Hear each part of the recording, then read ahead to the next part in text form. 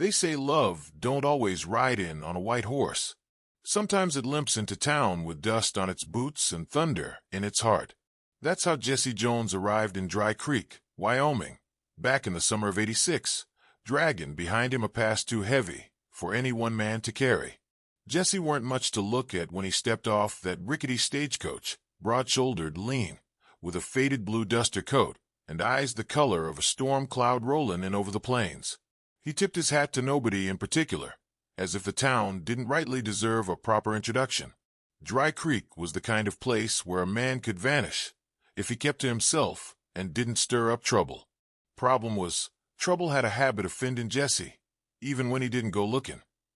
He took a room above the old livery stable and paid the innkeeper in silver coins that looked like they hadn't seen daylight in years. First few days, he kept quiet, just another drifter passing through. But the folks who watched him from behind twitching curtains and whiskey glasses knew better. That man was hiding from something or someone. Now, it just so happened that same week, the widow Calder opened her boarding house to the new schoolteacher, Miss Eleanor Hart. She arrived on the noon train, stepping down from the platform like she'd been carved from alabaster and hope. Tall, with honey-colored hair pinned neat under her hat, and a spine straighter than a preacher on Sunday. Miss Hart was looking for a fresh start. But Dry Creek ain't never been kind to dreamers. First time Jesse laid eyes on Eleanor was at the general store. He was buying tobacco. She was buying books. Their hands brushed on the counter when they both reached for the same jar of penny candy. Jesse nodded once, polite-like.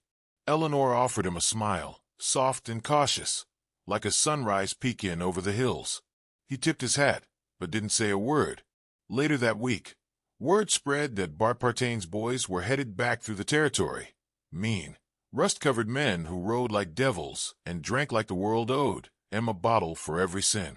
Last time they came through, they left 3 barns burned and a marshal with a bullet in his thigh. Eleanor, bless her, hadn't been warned. She was walking alone that evening, basket in hand, when she took a wrong turn off Main Street and wandered out past the edge of town, near the cottonwoods where coyotes howled and good men stayed gone after sundown.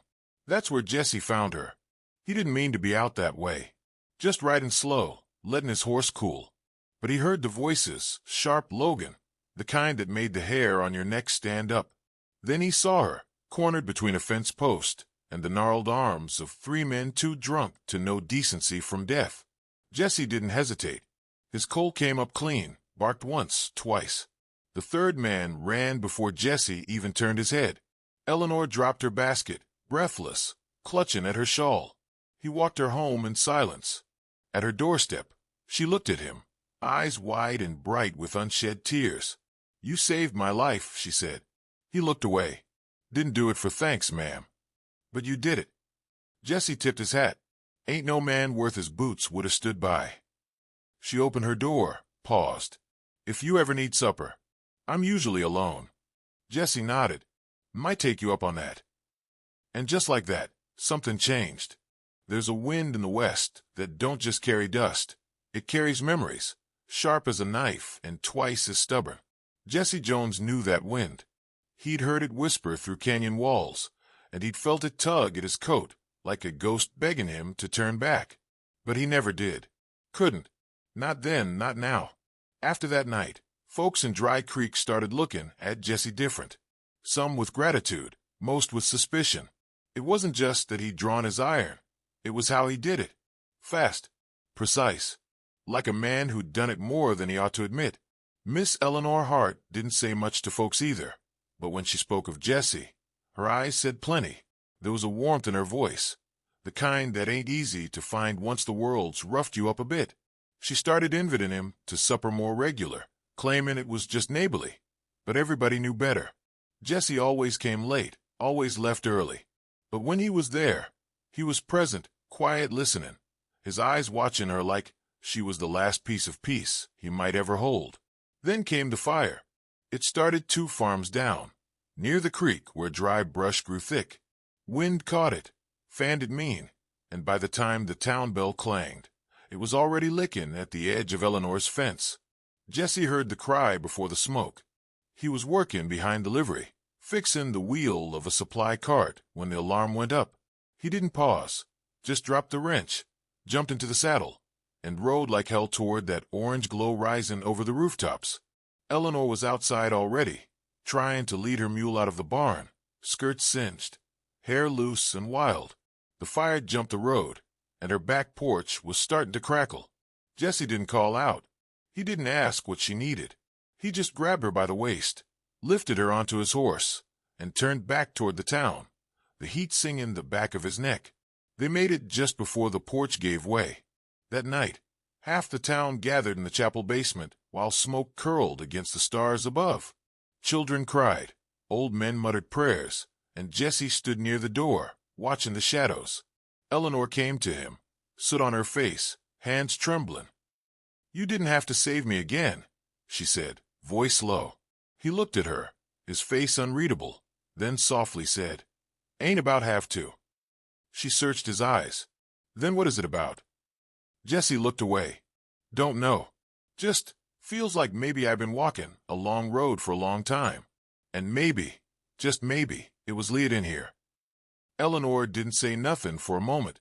Then she took his hand, rough and scarred as it was, and held it like it weren't something broken. Outside, the wind shifted. The fire died down. But inside that chapel, a different kind of fire had taken root, slow burning, dangerous in its own way. And Jesse Jones, the man with a past carved in gunpowder and regret, felt something he hadn't in years. Hope. Next morning, the ashes still hung in the air like a veil over Dry Creek. Folks were sifting through what was left, and Miss Eleanor Hart's house stood blackened, hollowed like a ribcage. Nothing but smoldering boards and memories too new to bury. She didn't cry. Not in front of anyone. She just stood there, a quilt around her shoulders and her eyes on the ruins. Jesse watched her from across the street, leaning on a hitched post. He didn't speak, didn't move. He knew grief like that had to walk its own trail.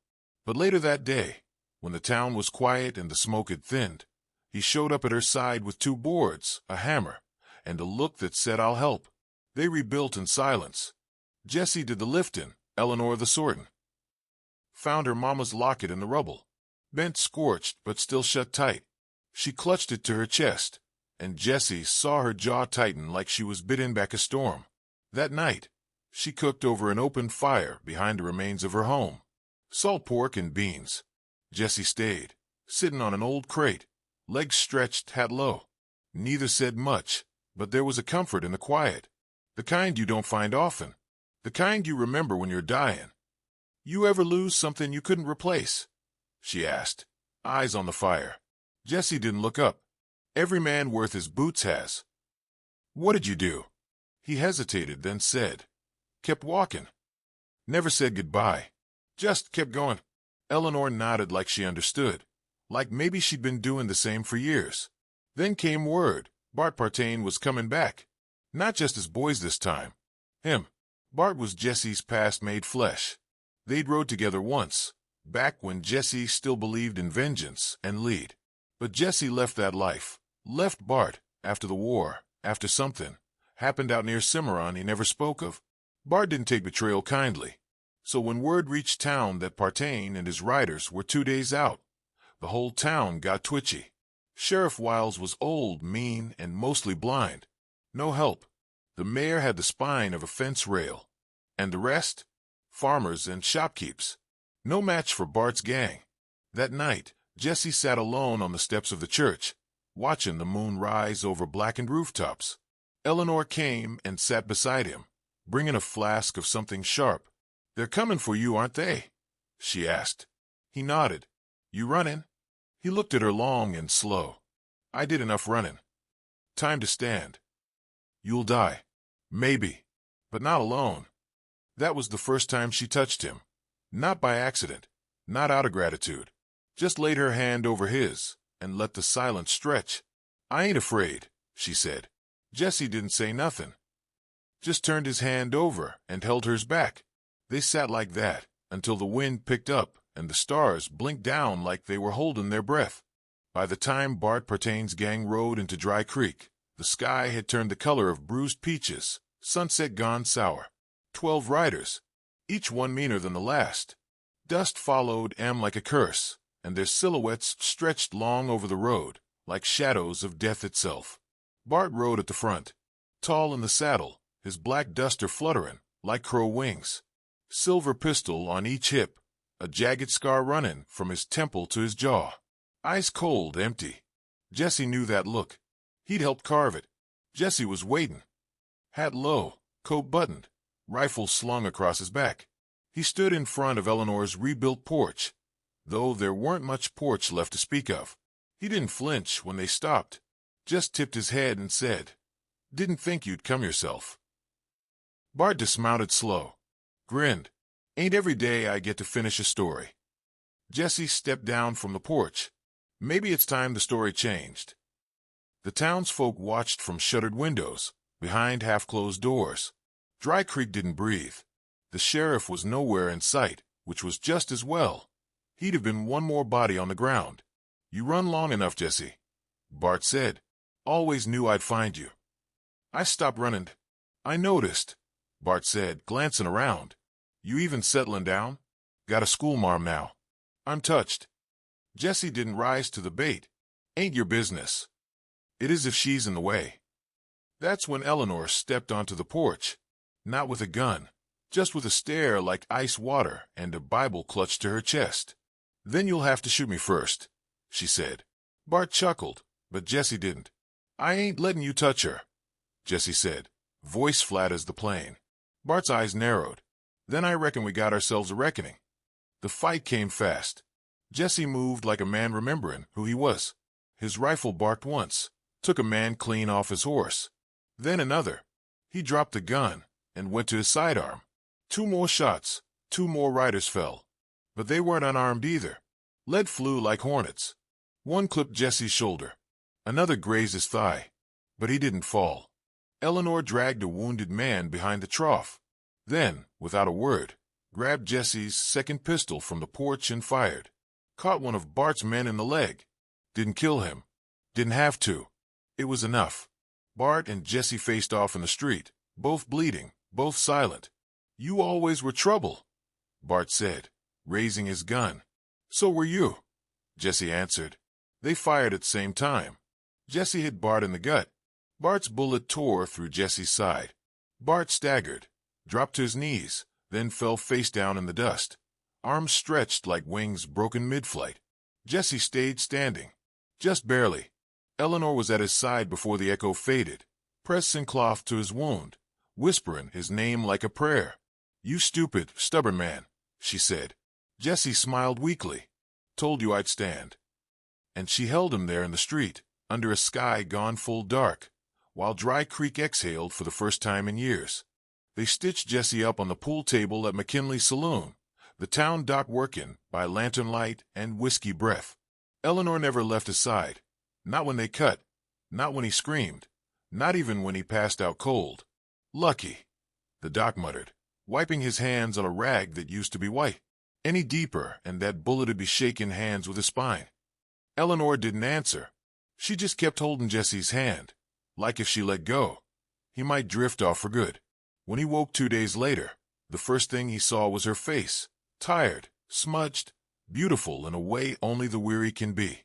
She was seated in the old rocking chair beside his bed, eyes half closed, lips whispering, some hymn he'd heard once long ago.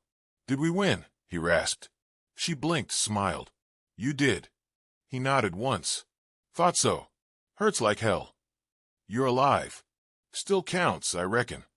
They stayed quiet for a while after that, the kind of quiet you earn. The town called him a hero. Children peeked through the windows of Eleanor's home just to catch sight of the man who'd stared down Bart Partain and didn't blink. But Jesse didn't care much for praise. He cared for peace. And peace, for once, felt possible. He spent his days in that creaky old bed, watching Eleanor move about the house.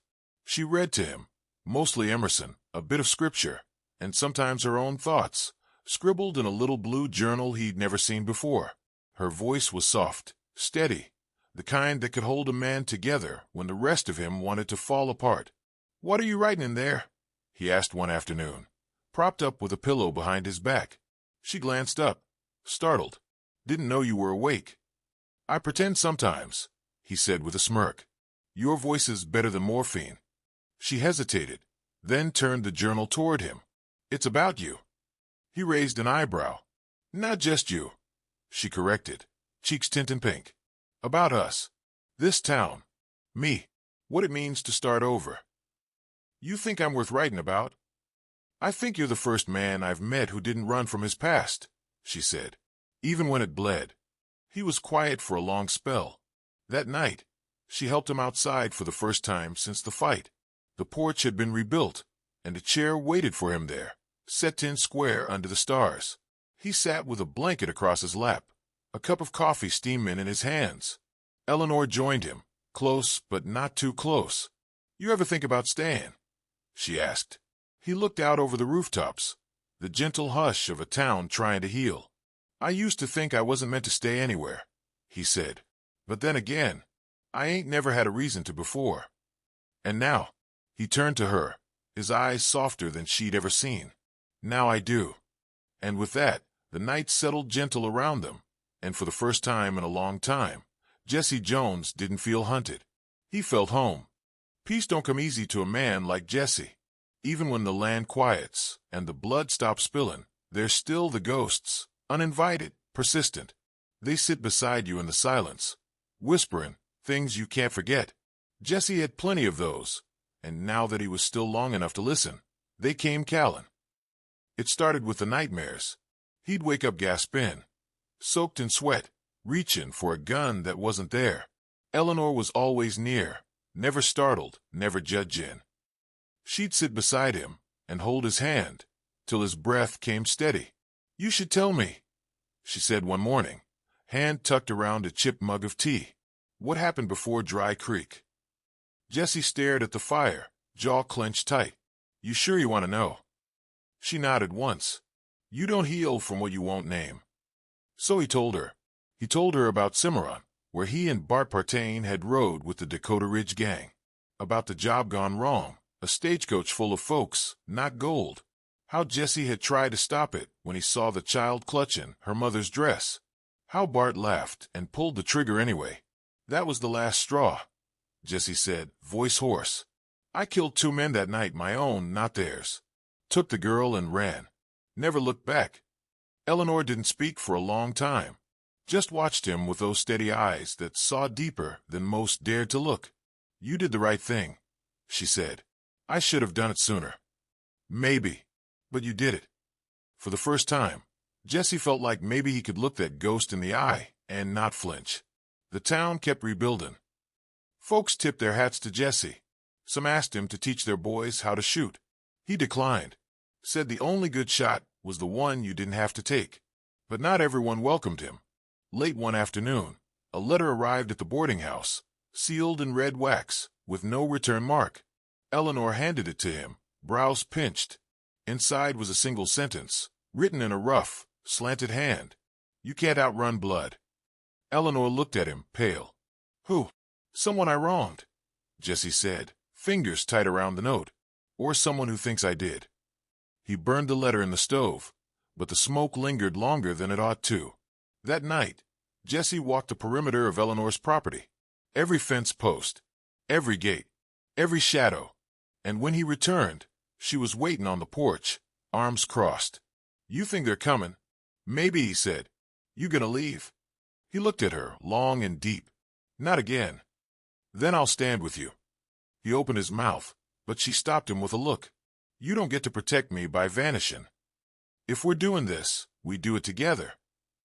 Jesse didn't argue, just reached for her hand. It was warm and solid and real, and somehow, that steadied him more than any rifle ever had. It came quiet, like all the worst reckonings do. A chill wind before sunrise, a stillness in the trees that didn't feel natural. Jesse was already dressed when the first knock hit the door. 3 slow taps. He opened it, pistol in hand. Sheriff Wiles stood on the porch, hat in his hand for once, eyes grim. Got word from up north, the old man said. A bounty rider crossed into Snake Pass 2 nights back. A skin about a Jesse M. Jones. Said he was owed $10,000. Jesse's face didn't change, But Eleanor stiffened behind him. "Name?" Jesse asked. "Cutter Briggs," the sheriff said. "He ain't one for second warnings." Jesse nodded. Figured it was time. Eleanor stepped forward. "What does he want?"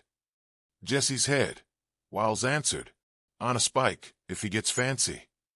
The sheriff left them in the doorway. Dawn creeping over the ridge, spilling golden light over the rooftops. But that warmth didn't reach Jesse's bones. Back inside, Eleanor poured coffee with steady hands. "You said you'd stand." "I will," Jesse said. But this ain't just about me anymore." Eleanor looked up. "Then let it be about us. We fight." Jesse grinned, crooked. "You're something else." "Good," she said, "'cause you're gonna need something else to make it through this." They prepared. Jesse cleaned his rifle like a man cleaning a grave, careful, deliberate. He checked every round, every sight line. Eleanor gathered supplies, told Miss Dottie from the boarding house to take the schoolchildren out past the old mill for a field lesson. The town held its breath. Cutter Briggs arrived right on cue.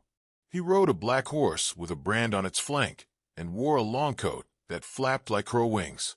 His hat was tilted low, and his face was hard, square jaw, eyes like river stone, and a scar running from lip to ear. He dismounted outside the saloon and called Jesse's name like he already knew the end of the story. Jesse stepped out of Eleanor's gate and onto the main street, coat flapping in the wind. Eleanor stood behind him, rifle in her hands, eyes hard as flint. "Jones," Briggs barked. "You got 10 seconds to die clean or 10 days to die slow." Jesse didn't move. 10,000's a hell of a bounty. You ever ask why? Didn't care. Then you're already dead. Briggs grinned. "We'll see." The guns came up fast. Thunder cracked across the town. Jesse rolled low, shot wide. Briggs' first bullet clipped a fence post. The second skimmed Jesse's, hat clean off. Eleanor fired from behind the porch, struck Briggs in the side, just enough to stagger him. Jesse closed the distance, pistol raised, breath steady. Briggs looked up, sneered. "Soft now, are you?" "No," Jesse said. "Just got a reason." And then he pulled the trigger. Briggs fell in the dust, eyes wide open, heart still. The town didn't cheer, didn't clap, just watched as Jesse lowered his gun, breathing hard, his hand shaking just slightly. Eleanor stepped to his side, wrapped an arm round his back, and Jesse, who'd carried every kind of weight a man could bear, leaned into her like maybe, just maybe, he didn't have to carry it alone anymore. After Cutter Briggs hit the dirt, things got mighty still in Dry Creek. Folks stepped out from behind shutters and doors, faces pale, eyes wide. The tension that had wrapped that town tighter than a church corset finally started to loosen. But peace, real peace, that don't come all at once. It creeps in slow, like a mule over loose gravel, and Jesse Jones knew better than to trust it outright. They buried Briggs behind the livery. No prayers, no headstone, just dust and silence. Sheriff Wiles tossed in the man's bounty poster and muttered, "May your kind stay buried." Jesse didn't say nothing. He just stood watching the dirt fall, hat in hand. Eleanor stood beside him, shoulders square.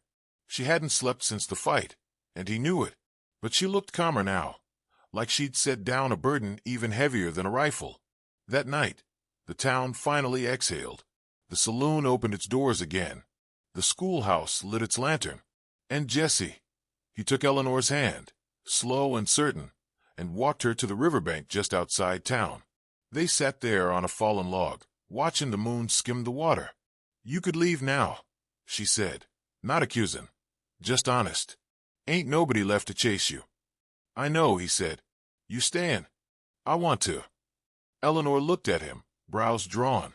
"But," he sighed, "sometimes wanting ain't enough. I've never stayed anywhere this long. Never had someone like you. Then maybe it's time to learn." Jesse stared at the river, jaw tight. "I still wake up reaching for my gun." "So do I," she said quietly. "Different ghosts, same wounds." He looked at her then, really looked, saw the fire in her, steady and burning low, the kind that didn't flare but refused to die. "I don't know if I can give you what you deserve," he whispered. "You already have," she answered.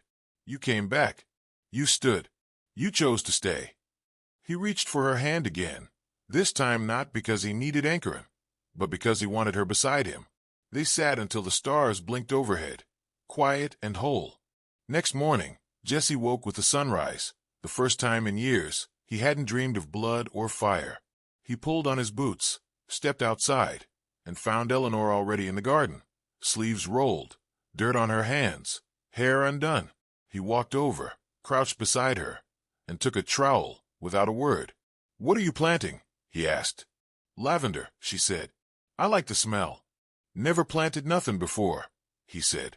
"Well," she smiled, "you're starting now." And so he did.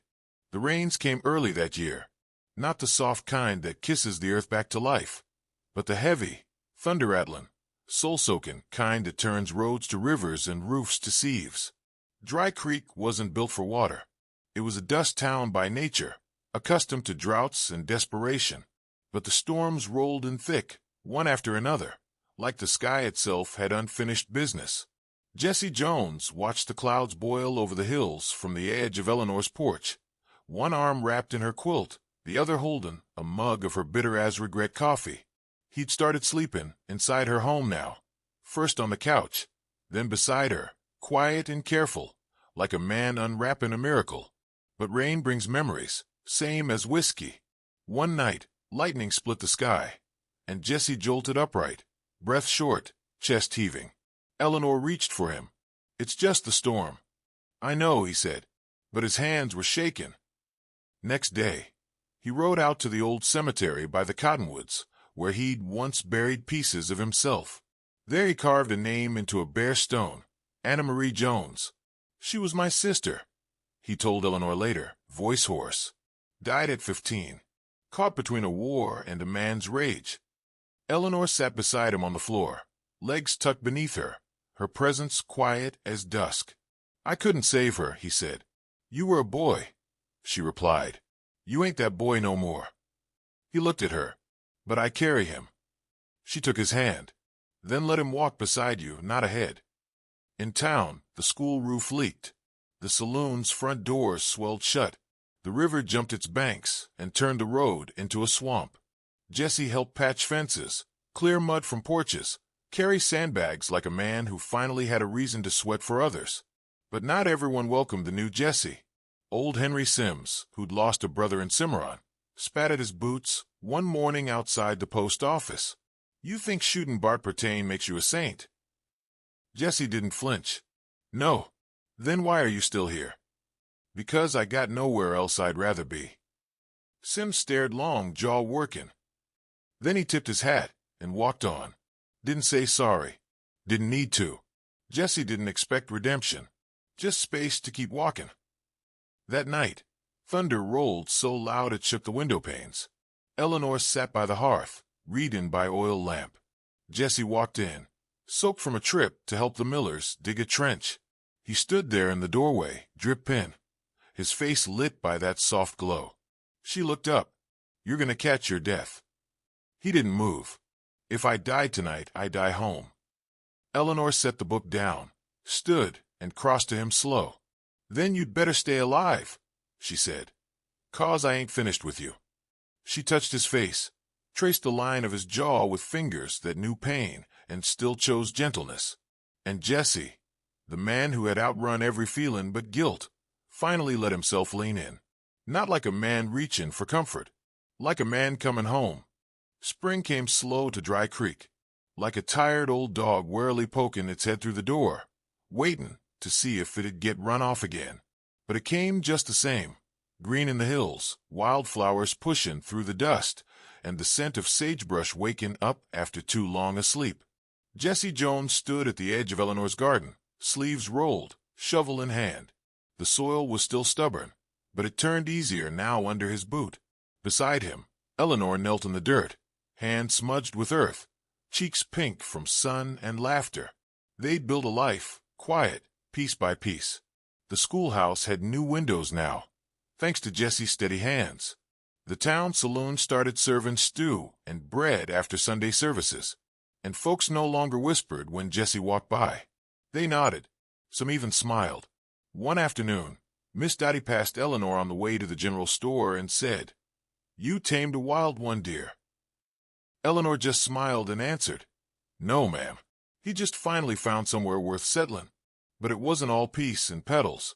Trouble still visited sometimes, drifters, bounty rumors, a couple of dusty men looking to prove themselves against Jesse's legend. But he didn't draw quick anymore. He just stood tall, spoke slow, and most walked away with their pride intact and their bones unbroken. The rest, well, they didn't bother Dry Creek again. One cool May evening, Jesse took Eleanor out to the bluff, just past Miller's Creek, the place where the sagebrush grew wild and the stars felt close enough to touch. He laid out a blanket, pulled something small from his coat, and handed it to her.